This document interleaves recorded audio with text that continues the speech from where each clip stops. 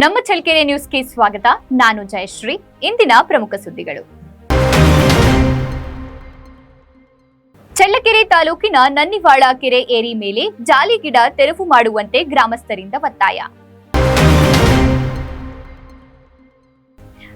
ರೇಣುಕಾಸ್ವಾಮಿ ಹತ್ಯೆ ಪ್ರಕರಣದಲ್ಲಿ ಯಾವ ಪ್ರಭಾವಿಗಳು ಮೂಗು ತೂರಿಸಬಾರದು ಎಂದ ರಾಜ್ಕುಮಾರ್ ಅಭಿಮಾನಿಗಳ ಸಂಘದ ರಾಜ್ಯಾಧ್ಯಕ್ಷ ಸಾರಾ ಗೋವಿಂದ್.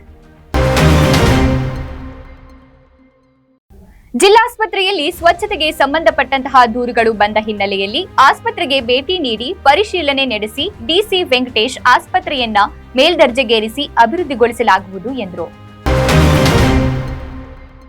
ರೇಣುಕಾಸ್ವಾಮಿ ಕುಟುಂಬಕ್ಕೆ 2 ಲಕ್ಷ ಧನ ಸಹಾಯ ಮಾಡಿದ ಶಾಸಕ ಕೆಸಿ ವೀರೇಂದ್ರ.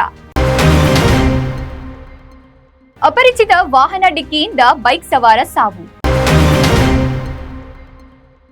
ಎಂಎಲ್ಸಿಯನ್ನು ಎಚ್ಚರಿಕೆಯಿಂದ ಮಾಡಬೇಕು ಎಂದ ಡಿಸಿ ವೆಂಕಟೇಶ್.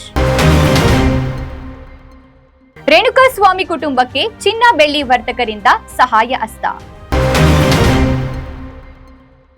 ಚಿತ್ರದುರ್ಗ ಲೋಕಸಭಾ ಕ್ಷೇತ್ರದ ನೂತನ ಸಂಸದ ಗೋವಿಂದ ಎಂ ಕಾರಜೋಳರವರಿಗೆ ಬಿಜೆಪಿ ಮತ್ತು ಜೆಡಿಎಸ್ ಮುಖಂಡರು ಕಾರ್ಯಕರ್ತರಿಂದ ಅದ್ದೂರಿ ಸ್ವಾಗತ.